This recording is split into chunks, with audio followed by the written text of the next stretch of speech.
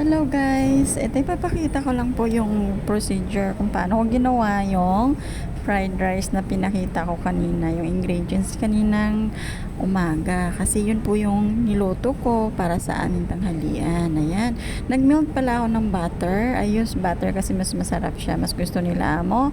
And then, instead unahin ko yung garlic, mas inuna ko po yung onion. Yan, white onion. Ginisa ko siya, ni-stir fry ko with butter. Ayan. And then, after nyan, kapag lalabas na yung aroma ng onion at cook na, follow na po natin yung garlic, mga langka. Ayan. Sunod po natin yan. After, keep on stirring lang po. Ayan. Hanggat sa maluto ang ating onion. At mabango na. Lalabas na yung amoy niya. Then, next, garlic. Lalagay na natin ang ating garlic, mga langga. And then after nyan, isang kutsa na din uli. Isang kutsa ang lalim na. Stir fry naman natin uli, mga langga. Ayan. And then, make sure na hindi siya masunog. Ganon. So after nyan, next naman natin ang ating carrots. To follow ang carrots. Ganyan po yung pagkahiwa-hiwa ko, mga langga, kasi ihahalo siya sa fried rice. So make sure na maliliit, hindi siya ganun kalaki. So yun yung gusto nila. Yan. Nilagay ko na yung carrots, and then next mo na stir fry mo uli, mix mo uli. Hanggat sa maluto din ang ating carrots, langga. Then nilagay ko na din po pala yung shrimp. Ayan. Nandiyan na yung shrimp. Keep on mixing lang po. Tuloy-tuloy lang sa pag-mix at sa pag-stir hanggat sa maluto. At isunod na natin ang ating kanin. Ayan, durug-durugin nyo po. Take note po, langga, kasi yung kanin po, advice ko lang, mas maganda kapag bahaw. I mean, leftover siya. And then ilagay yun siya sa fridge, and then matigas yun. Mas yun ang pinakamagandang gawing fried rice kaysa sa bagong luto, para iwas po yung parang mabasa, hindi siya dry.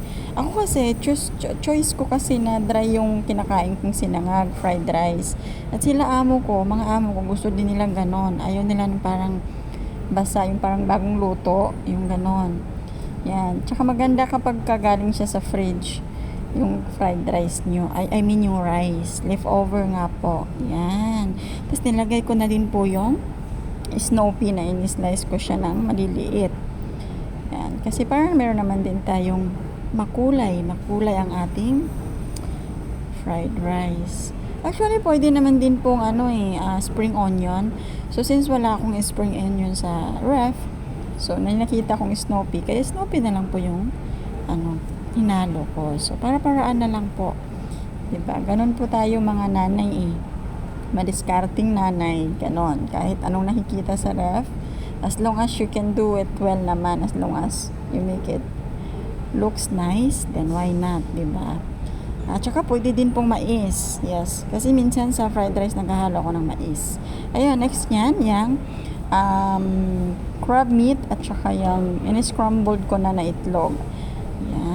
Yan na po siya, langga. Okay, nahalo-halo ko na yan. And then nilagay ko na din po yung itlog dyan. And then last po na part is yung crab meat. Huwag nyo po siyang ilagay na hindi sa last part kasi madudurog po siya eh. And then alalay lang po sa pag mix. Ayan, kasi luto na po yan eh. Kumbaga para lang pong natin na mahalo yung crab meat. Ayan na po, almost done. Napansin nyo, dry yung sinangag ko, dry yung fried rice. Yes. Yan yung gusto nilang texture sa sinangag. Ayan na po. Ito na po siya. Ayan. Time to serve. Yan na po ang actual yung photo. Thank you.